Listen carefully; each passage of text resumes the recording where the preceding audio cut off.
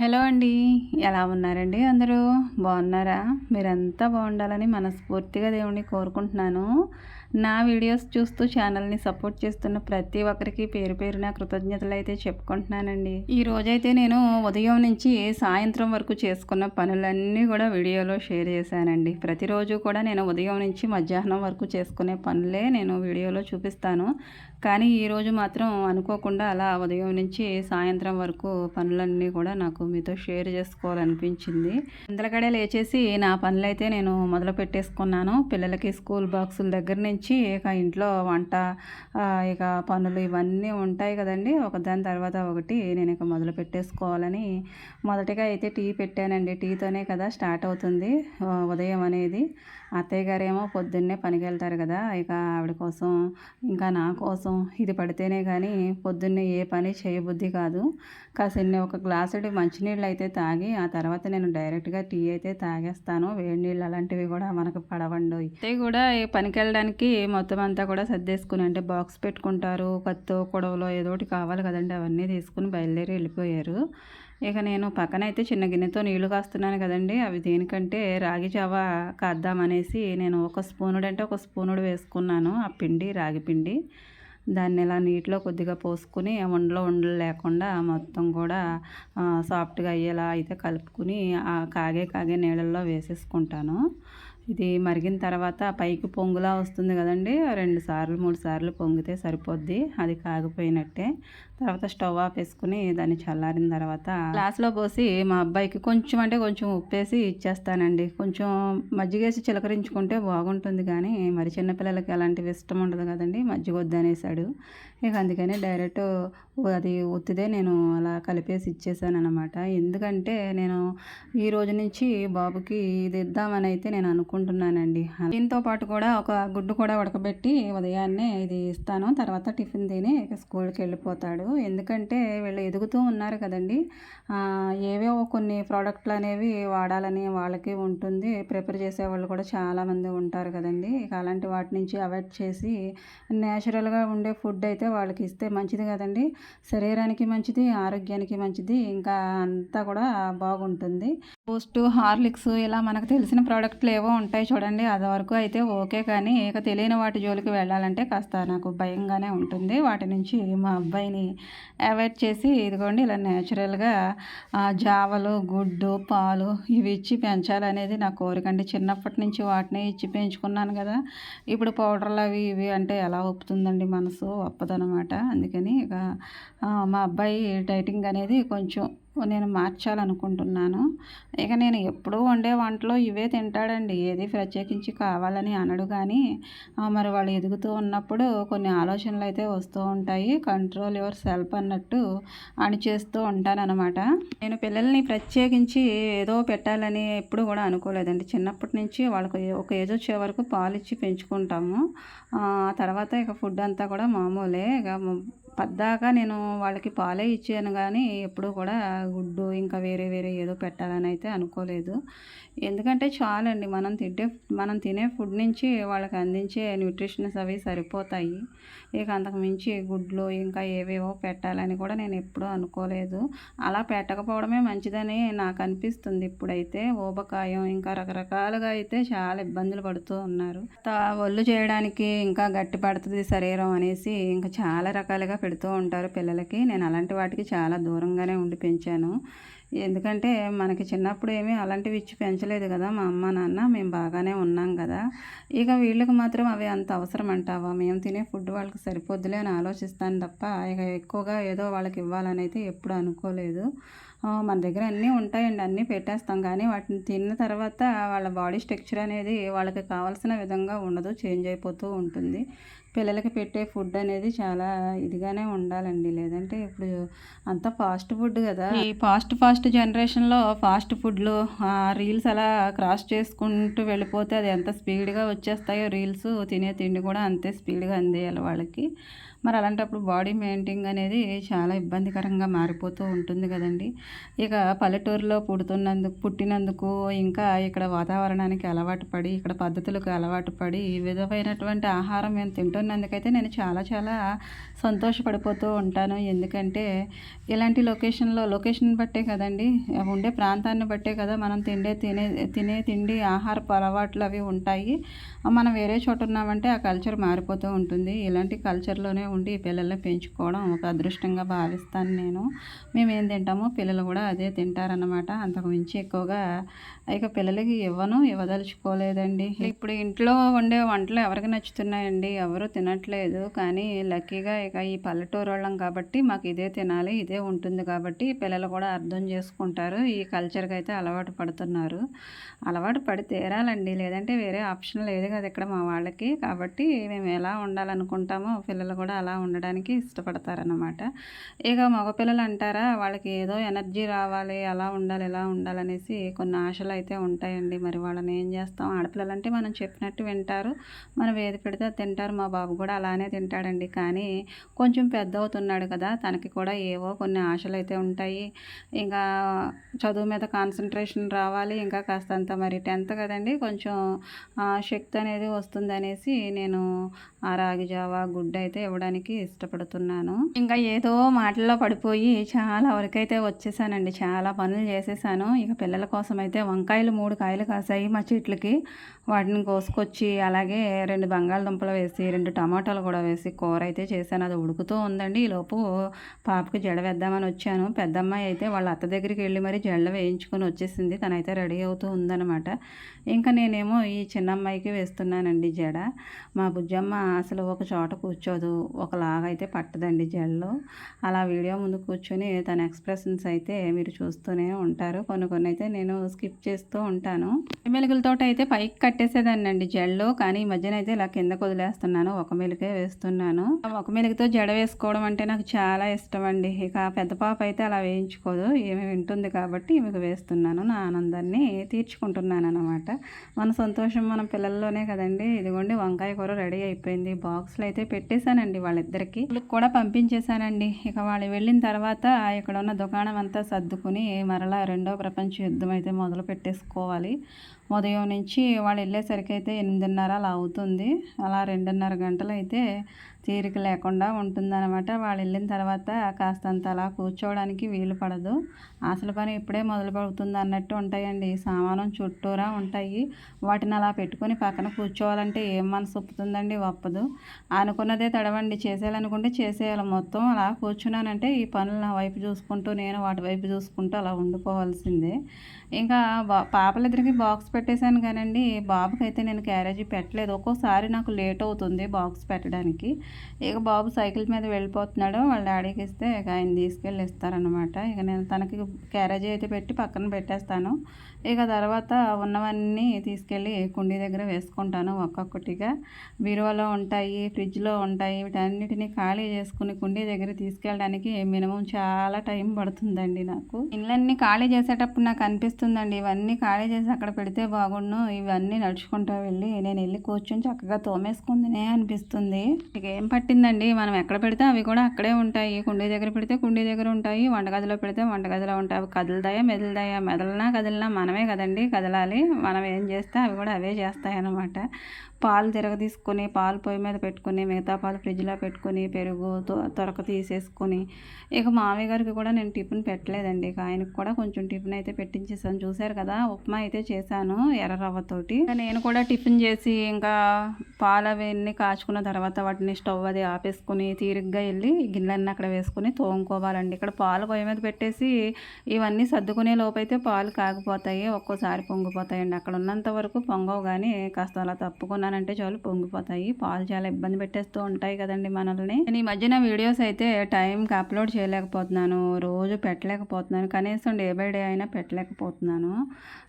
నేను ఎంత ముందుకెళ్ళి వీడియోస్ పెట్టేయాలని ఎంత ఆత్రమో ఉంటుందండి. కానీ మరి మన పని కూడా అవ్వాలి కదా. నేను చేసేది ఏంటంటే లాగ్స్ అనమాట. అంటే డే మొత్తంలో నేను ఎలా ఉంటున్నాను ఏంటనేది వీడియోస్లో చూపిస్తూ వీడియోస్ అయితే చేస్తున్నాను.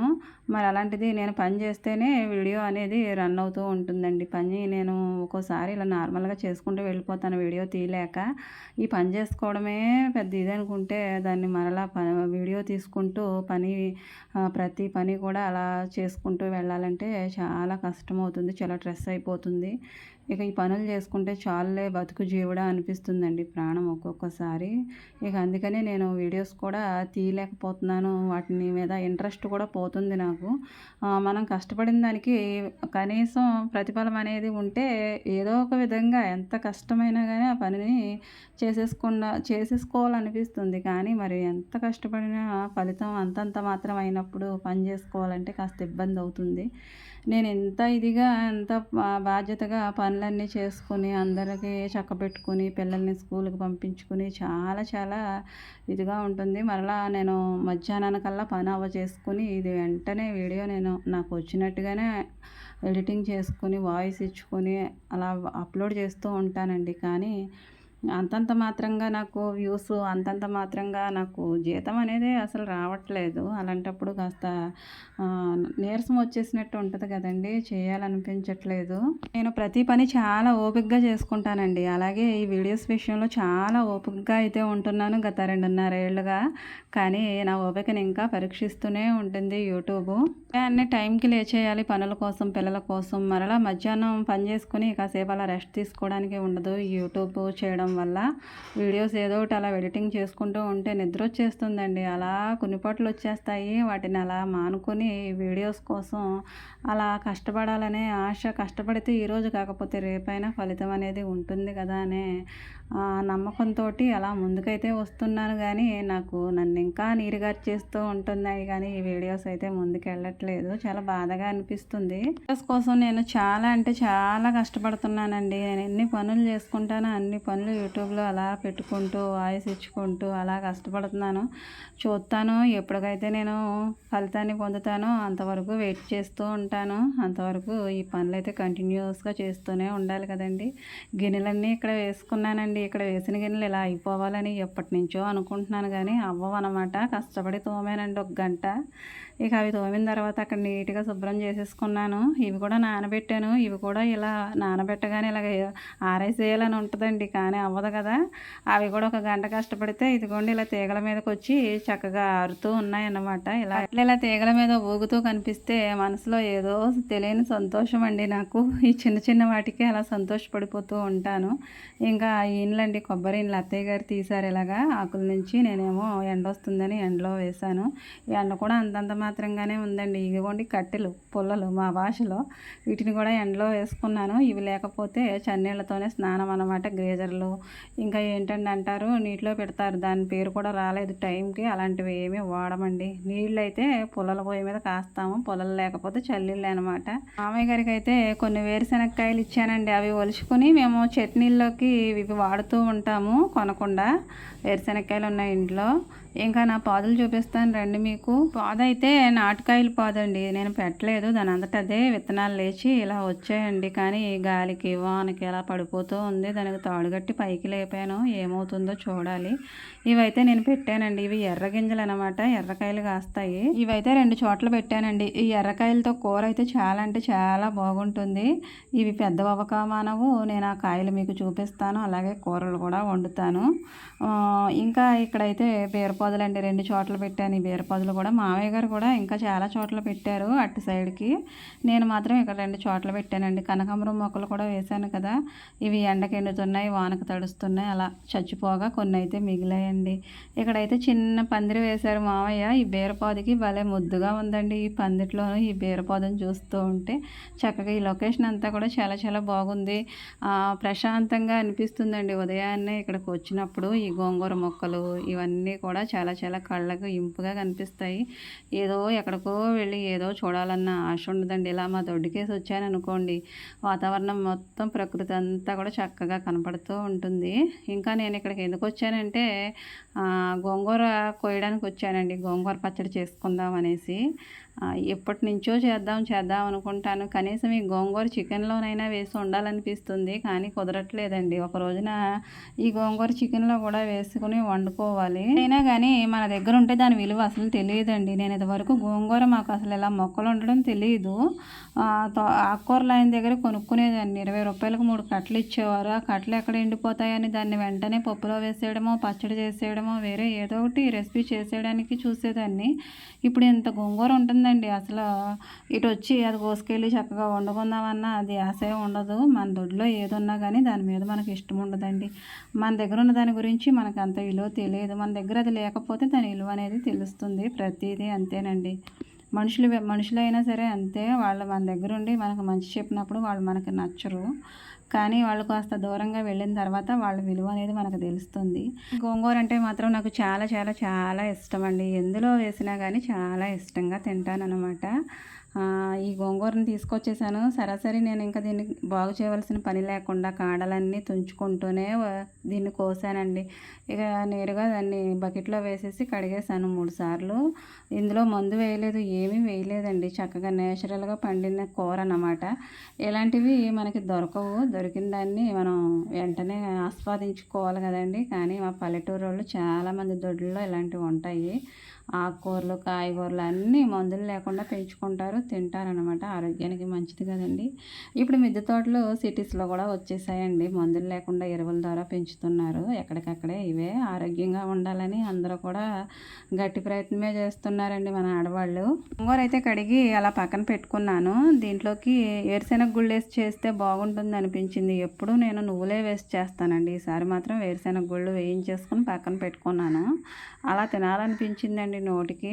ఇంకా ఎండుమిరపకాయలు కూడా కొన్ని వేసుకొని వేయించేసాను జీలకర్ర వేసి. ఆ తర్వాత ఇదిగోండి గోంగూర ముందు 4 ఆకులు వేస్తే చిటపట్లు ఆడేసాయండి. ఇక నాకు వెంటనే ఎక్కువ వేసేసి దాన్ని ఆపేయాలనిపించింది. ఇదిగోండి ఆపేస్తే మూకుటి నిండా వచ్చి కూర కూర్చుంది. దీన్ని ఎలా తిప్పాలో అర్థం కావట్లేదు. ఒక చేతిలోనేమో ఫోన్ ఉంది. మామూలుగా అయితే ఒక చేత్తో పట్టుకుని తిప్పేయచ్చు, ఇంకో చేతితోటి. దీన్ని తిప్పడానికి చాలా టైం పట్టిందనమాట. ఏదైనా కానీ మనం కోపంతో ఏది చేయలేమండి. కాస్తంత శాంతంగా ఉంటేనే ఏ పనైనా అవుతుంది. అవి చిటపట్లు ఆడేసాయని వెంటనే ఎక్కువ కూర అందులో వేసేసాను. ఆ తర్వాత తిప్పడానికి నా చెయ్యి చాలా నొప్పి వచ్చిందనమాట. అంతలా తిప్పితేనే కానీ ఇది కింద నుంచి పైకి, పైనుంచి కిందకి కలవలేదు. గోంగూర నేను ఇలా నూనెలో వేసి ఉడికించేస్తానండి. మామూలుగా నీళ్లు పోసి ఉడికించడం పచ్చడి చేసేటప్పుడు. ఈ గోంగూర పచ్చడికి ఇలా చేస్తాను. నూనె వేసేసి డైరెక్ట్ వేయించేసుకుంటే ఇదంతా కూడా మెత్తగా అయిపోతుందండి. ఈ విధంగా మనం అలా గ్యాస్ ఆన్లో ఉండగానే సిమ్లో పెట్టుకొని ఇదిగోండి అట్ల కాడ ఉంటుంది కదండి, ఆ కాడతోటి దీన్ని మెత్తగా ఇలా చేసేసుకుంటాను పచ్చడి చేసినట్టు. వేరే ఏ గరిటకి కూడా ఇలాగ అవ్వదండి. అట్లకాడ తీసుకుంటేనే అవుతుంది అనమాట. దీని సాయంతో దీన్ని మెత్తగా పచ్చడి చేసేసాను. ఇంకా పచ్చిమిరపకాయలతో అయితే పచ్చడి డైరెక్ట్ రెడీగా అయిపోయినట్టేనండి. తాలింపు పెట్టేసుకుంటాము. కానీ ఎండుమిరపకాయలు కదా, అలాగే వేరుశెనగ గుళ్ళు కూడా ఉన్నాయి కదా, మిక్సీ పని అయితే ఉంటుంది. కరెంట్ ఆగిపోయి చాలాసేపటి తర్వాత వచ్చిందండి. పచ్చడి చేయకుండానే మా వారు భోజనానికి వచ్చేసారనమాట. ఇక ఏం చేస్తాం, కరెంట్ రాలేదు. పప్పుచారు ఉంది ఫ్రిడ్జ్లో, అది వేడి చేసి ఆయనకి పెడుతున్నాను పాపం. ఈ లోపు అయితే కరెంట్ వచ్చిందండి. అమ్మయ్య అనుకున్నాను. నేను ఏదైనా ఇలా పచ్చళ్ళు, పప్పులు అవి రుబ్బాలంటే కరెంటుతో నాకు చాలా భయం అండి. నేను చేసేటప్పుడే పోతాం ఏంటో తెలియదు. ఇంకా ఆ వేరుశెనగ గుళ్ళు 4 ఎల్లుల్లిపాయ రేకలు వేసేసుకొని కొంచెం జీలకర్ర వేసుకొని తగినంత ఉప్పు వేసుకొని మిక్సీ పట్టేసుకొని తిప్పేసానండి. తిప్పేసి ఇదిగోండి బాక్స్లోకి వచ్చేసింది. ఆల్రెడీ గోంగూరని ఎలాగో మనం తిప్పేసుకున్నాం కదండి, అట్లకాడ సాయంతో పచ్చడి చేసేసాం కదా. ఈ మిక్సీ పట్టుకున్న మిశ్రమాన్ని కూడా అందులో వేసేసి కలిపేసుకుంటే బాగా తిప్పుకొని గోంగూర పచ్చడి రెడీ అండి. ఇక వంట అయిపోయింది. ఇక ఆయనకు భోజనం పెట్టేసాను. సాయంత్రం అయిపోయిందండి. ఇక నేను తీయాలనుకోలేదు, కానీ ఇక సాయంత్రం పనులు కూడా నాకు తీసుకోవాలనిపించింది. ఇక ఆ రోజైతే నాకు కరెంట్ లేక పని అవ్వక వీడియో అప్లోడ్ చేసుకోలేదు. ఇక సాయంత్రం పనులు కూడా కంటిన్యూ చేసేసాను అనమాట. మరి పొద్దున్నే ఇవన్నీ ఆరబెట్టాను కదండి. ఇక్కడ పొలాలు తీసుకెళ్ళి ఆల్రెడీ లోపల వేసేసుకున్నాను పొయ్యి వెనకాల. వాటిని దాచిన తర్వాత ఈయనలు కూడా కట్టలాగా కట్టేసుకొని పక్కన పెట్టేసుకోవాలి. ఇవి ఇలా ఎన్ని రోజులు కారుతాయో అన్ని రోజుల వరకు ఇలా ఆరబెట్టేసుకోవాలండి. ఆరబెట్టిన తర్వాత కట్టలు కట్టి ఏ సైజుకి ఆ సైజు అత్తయ్య గ్రేడింగ్లా చేసుకొని వీటిని అయితే అమ్ముతూ ఉంటారు. ఎప్పటి నుంచోనండి. చీపురు కట్ట వచ్చేసి ప్రజెంట్ అయితే 35 రూపాయలు. కొంచెం చిన్నగా ఉంటే, బాగా పొడవుగా ఉంటే మాత్రం 40 రూపాయలు అయితే తీసుకుంటున్నాము. ఇంకా సాయంత్రం అయిపోయింది కదండి. ఎలాగో పొయ్యి అయితే అంటించేసి నీళ్ళకుండ అయితే వేసానండి. పొయ్యి వెనకాల అవన్నీ సర్దుకున్నాను, చూశారు కదా పుల్లలు. ఇంకా పిల్లలు స్కూల్ నుంచి వచ్చిన తర్వాత వాళ్ళ క్యారేజీలు, అలాగే భోజనం అయిన తర్వాత, వంట అయిన తర్వాత ఉన్న గిన్నెలన్నీ కలిపి మరలా తోమేసి ఇదిగోండి ఇలా పెట్టాను అనమాట. ఇంకా పొయ్యి అంటించి ఆ నీళ్ళకుండ దించేసి ఎసరకుండ పెట్టి మరలా అన్నం వండుకుంటాము. చిన్న కుండ అయితే సరిపోతుందండి. ఈ చిన్న కుండ అయినా సరే నాకు పొల్లలు ఉంటే మాత్రం అన్నం పొయ్యి మీదనే వండుతాను, గ్యాస్ మీద పెట్టను, ప్రాణం ఒప్పదనమాట. వాతావరణం అయితే ఆ విధంగా ఉందండి. చందమామ వచ్చేసింది. ఇంకా వీధి లైట్లు కూడా వేసేసారనమాట. ఈ చందమామ కన్నా వీధి లైట్లే నాకు డల్గా కనిపిస్తున్నాయండి. అంత పైన ఉన్నా కానీ చందమామ చాలా బ్రైట్గా కనిపిస్తుంది. ఈ లైటింగ్ కన్నాను చాలా ముచ్చటగా అనిపించిందండి. ఇక పప్పు కూడా కడిగేసుకొని పక్కన పెట్టుకున్నాను. దీన్ని తీసుకెళ్ళి గ్రైండర్లో వేసేసుకుంటే ఇక దాని పని అది చేస్తూ ఉంటుంది. నేను కూడా ఏ ఉల్లిపాయలో ఏ ఒకటి తరుక్కొని మరలా సాయంత్రానికి కూర వండుకోవాలి కదండి. అంటే తిరుగుతున్నంతసేపు కూడా నాకు వేరే ఏ పని చేయాలనిపించదండి. అది ఎప్పుడు ఆగిపోతుందా అనిపిస్తుంది ప్రాణం. దీని సౌండ్ అస్సలు నచ్చదు నాకు. మిక్సీ అనుకోండి ఏదో ఒక 5 నిమిషాలు అలా బర్రం అనిపించి మానేస్తాం, కానీ ఈ గ్రైండర్ మాత్రం 2 వాయిలు వేస్తాను నేను. ఆ 2 వాయిలు రుబ్బేంత వరకు ఆ సౌండ్ భరించవలసిందేనండి. ఒక పక్కనేమో పిల్లలు హోంవర్క్స్ అవి రాసుకుంటూ ఉంటారు కదా, 3 రోజులకు ఒకసారి 4 రోజులకు ఒకసారి గ్రైండర్ బాధ పడక తప్పదనమాట. సౌండ్ వచ్చేస్తూ ఉంటుంది. ఏం చేస్తామండి మరి, టిఫిన్ కావాలంటే ఈ సౌండ్ భరించాలి కదా అని చెప్తూ ఉంటాను మా వాళ్ళతో. నేను వాళ్ళకే కాదు నాకు నేను కూడా చెప్పుకోవాలన్నమాట. ఈ సౌండ్ వచ్చినంతసేపు వేరే ఏ పని మీద కాన్సన్ట్రేషన్ ఉండదండి. నేను ఇంకా అందరూ అంతేనో అనిపిస్తుంది. పప్పు అలా గ్రైండర్లో వేసుకుని నేను ఆ తర్వాత నూకైతే నానబెట్టుకుంటాను. పప్పు అయితే 3 గ్లాసులు పోసుకున్నానండి. 3 గ్లాసుల పప్పుకి గ్లాస్ చొప్పున 2 గ్లాసులు నూకైతే పోసేస్తారు, కానీ నేను అలా పోయినండి. 5 గ్లాసులే పోసుకుని ఏదో వేసానన్న పేరుకి కొంచెం అయితే వేస్తాను, కానీ 6 గ్లాసులు అయితే పర్ఫెక్ట్గా పోయిను. ఇడ్లీలు కాస్త గట్టి అవుతాయి, అలా అవుతాయి, ఇలా అవుతాయి అంటారు మా వాళ్ళు. ఇక ఎందుకు వచ్చింది తంట అనేసి నేను మాత్రం 5 గ్లాసులే పోస్తున్నానండి. 6 పోసేసేదాన్ని ఇదివరకు అయితే, కానీ ఇప్పుడు మినప్పప్పులు ఏమి అంత బాగుండట్లేదండి బయట కొన్న పప్పులు అయితే. ఇక చాలల్లో పండించుకుంటాను చూడండి, మినుములు, పెసర్లు, అలాగా అవైతే మనం ఎంత కొలతకి వేసుకుంటామో అంత కొలతకు కూడా బాగా పనిచేస్తుంది, సరిపోద్దండి క్వాంటిటీ. అదే బయట కొన్న పప్పు అయితే నాకు అంత బాగున్నట్టు అనిపించట్లేదు. గ్లాసుకి 2 గ్లాసులు అయితే నూక అస్సలు పడట్లేదండి. కలుపుతుంటే ఎక్కువ మురుము వచ్చేసినట్టు ఉంటుంది. ఇంకా అందుకనే నేను ఇక 3 గ్లాసులు పోసినా కానీ 5 గ్లాసులే నూక పోసుకుంటున్నాను. ఇక అలా అయితే సాఫ్ట్గా బాగుంటున్నాయి. మెత్తగా ఉండడమే కదండి మనకి కావాల్సింది. పిల్లలు ఇష్టంగా తినాలి, లేదంటే మనం చేసిన ఫలితం ఏముంటుందండి, గట్టి రాళ్ళలాగా ఉంటేను. అయితే నలిగిపోయిందండి. ఇక తీసేసుకుంటున్నాను పిండి అంతా కూడా. ఆల్రెడీ ఒక వాయి తీసేసాను, మరలా 2వ వాయి వేసాను, అది కూడా నలిగిపోయింది. ఈలోపు అయితే నేను ఉల్లిపాయలు కట్ చేసుకుని దాన్ని అయితే పొయ్యి మీద పెట్టుకున్నాను. అవి మగ్గిపోయాయి. ఇందుకే కూర ఏంటంటే తర్వాత చూపిస్తానన్నమాట. ఆల్రెడీ పొద్దున్నే గోంగూర పచ్చడి చేశాను కదండి, దానికి ఇంకా కొంచెం ఇది కూడా కూర ఉంటే అది ఇది 2 కూడా తింటారనేసి కొంచెం కోడిగుడ్డు పుల్లట అయితే వేసానండి. ఇంకా పప్పు తీయడం అంటే పిండి తీయడం అయిపోయింది. దాన్ని తీసుకెళ్ళి కుండీ దగ్గర పెట్టేసుకుని రేపు కడుగుతానండి. ఇప్పుడు కడిగేంత ఓపిక అయితే లేదు నాకు. ఎప్పుడు పప్పు రుబ్బినా వెంటనే గ్రైండర్ కడిగేసుకునేదాన్ని అండి, కానీ కొన్ని రోజుల నుంచి గ్రైండర్ని అలా పక్కన పెట్టి రేపు కడుగుతున్నాను అనమాట. ఇదిగోండి కోడిగుడ్డు పుల్లట అయితే ఇలా పెద్ద పెద్ద ముక్కలు వచ్చే విధంగా చేశాను. ఒక్కోసారి అయితే చూపిస్తూ ఉంటాను, ఒక్కోసారి అయితే ఇలా చేస్తూ ఉంటానండి. నూక అయితే పిండిలో కలిపేసుకుని ఇలా స్టోర్ చేసుకుంటానండి ఫ్రిడ్జ్లోను. 3 గిన్నెల్లోకి వచ్చింది. 3 రోజుల వరకు సరిపోద్ది అనమాట. నా పనులన్నీ అయ్యి పిల్లల్ని చక్కబెట్టేసరికి అయితే 9 అయిపోయిందండి నైటు. ఇంకా నేను ఎంత ముందుకెళ్దామన్నా సరే ఈ పనులు అయితే వెనక్కి లాగుతూనే ఉంటున్నాయండి. ఏం చేస్తాం, ఈ పనులే కదా ప్రపంచం ఆడవాళ్ళకి. ఇంకా ఇవి తప్ప ఇంకా వేరే లోకం ఏముంది. ఈ పనులతోనే జీవితం ఇలా వెళ్ళిపోతూ ఉంటుందన్నమాట. వీడియో నచ్చితే లైక్ చేయండి. Thank you.